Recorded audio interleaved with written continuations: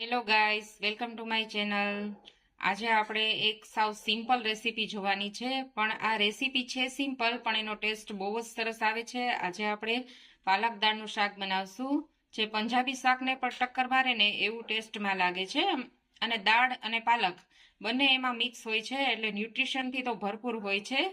આ શાક તમે એકવાર બનાવશો ને તો વારંવાર બનાવશો. તમારું આ શાક ખાશો ને તો પેટ ભરાશે પણ દિલ નહીં ભરાય. તમને એમ થશે કે વારંવાર આ શાક બનાવીએ. તો ચાલો જોઈ લઈએ તેની રેસીપી. તો ગાઈસ, પાલક દાળનું શાક બનાવવા માટે છે ને મેં અહીંયા 2 જોડી પાલકની લીધી છે. એને ધોઈ અને કોરી કરી લીધી છે. પછી જો અહીંયા મગની ફોતરા વિનાની દાળ, એને છે ને મેં સ્ટીમરમાં આવી રીતે બાફી લીધી છે. એક જ સીટી કરવાની છે. મેં 2 કલાક અગાઉ આને પલાળી દીધી હતી, વધારે પલાળવાની જરૂર નથી. અને બાકી છે ને આપણે રૂટિન મસાલા લીધા છે: મરચું પાવડર, હળદર, ધાણા જીરું, મીઠું અને 1 ચમચી જેટલો ગરમ મસાલો. પછી ચોપ કરેલા ટમેટા લીધા છે અને વાટેલું લસણ લીધું છે. હવે આપણે છે ને એક પેનમાં તેલ લઈ લેશું. જો આપણું તેલ થઈ ગયું છે, આપણે એમાં રાઈ એડ કરશું. રાઈ તતડી ગઈ છે, હવે આપણે હિંગ એડ કરશું. હવે છે ને આ પાલક આપણે આમાં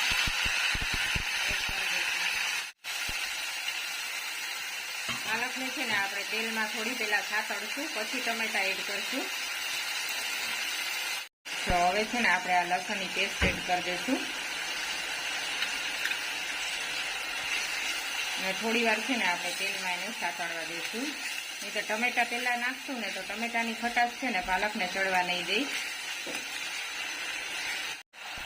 તો હવે આપણે છે ને ટમેટા એડ કરી દઈશું.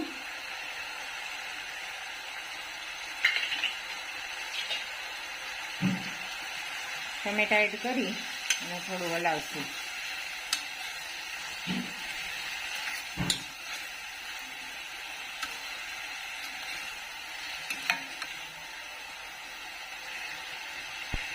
હવે છે ને આપણે બધા મસાલા આમાં એડ કરી દઈશું. બધા મસાલા છે ને આપણે એમાં એડ કરી દઈશું.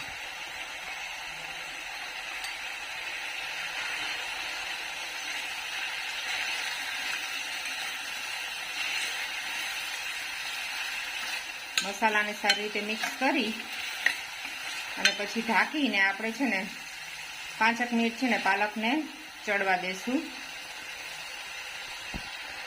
હવે છે ને ગેસની ફ્લેમ મીડિયમ કરી અને આપણે ઢાંકી અને 5 મિનિટ એને ચડવા દઈશું. જો આપણી પાલક છે ને ગળી ગઈ છે, સરસ ચડી ગઈ છે. ટમેટા પણ ગળી ગયા છે અને જો પાલકે પાણી છોડી દીધું છે. હવે આ સ્ટેજ ઉપર છે ને આપણે બાફેલી દાળ આમાં એડ કરી દઈશું.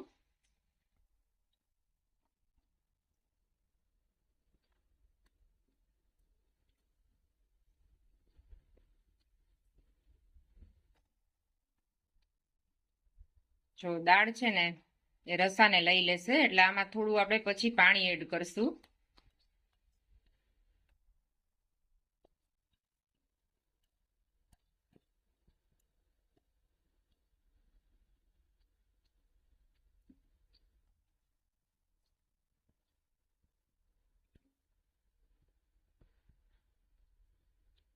થોડું પાણી એડ કરી પછી છે ને આપણે હજુ 5-10 મિનિટ એને સરસ ચડવા દેશું ને ચાખી લેવાનું. જો કારણ કે પાલક છે ને એ થોડી ખારાશ વાળી હોય, એટલે મીઠું છે ને મેં થોડું નાખ્યું છે. પછી આપણે ચાખી લેવાનું. જો નિમક ઓછું લાગતું હોય તો આપણે અત્યારે એડ કરી શકીએ. હવે આપણે આને ઢાંકી અને ચડવા દઈશું. પાણી એડ કરી દીધું છે. ઢાંકી અને આને આપણે ચડવા દઈશું 5-7 મિનિટ સુધી. જુઓ ગાઈસ, 5-7 મિનિટ થઈ ગઈ છે. આપણું શાક છે ને એકદમ સરસ ચડી ગયું છે અને એકદમ એકરસ થઈ ગયું છે. તો હવે છે ને આપણું શાક ઓલમોસ્ટ રેડી છે. હવે આપણે ગેસની ફ્લેમ ઓફ કરી દઈશું અને આને એક પ્લેટમાં સર્વ કરશું. તો જો ગાઈસ, આપણું પાલક દાળનું શાક છે ને સર્વ થઈને રેડી થઈ ગયું છે. એકદમ સરસ ચટાકેદાર અને સ્પાઇસી એવું શાક રેડી છે.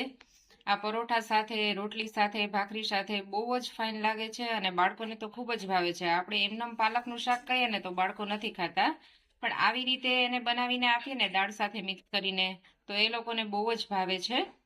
તો મારી આ રેસીપી તમને સારી લાગી હોય તો તેને લાઈક કરજો અને શેર કરજો અને મારી ચેનલને સબસ્ક્રાઈબ કરજો. ફરી પાછા આપણે અવનવી રેસીપીઓ સાથે મળશું. Thank you for watching.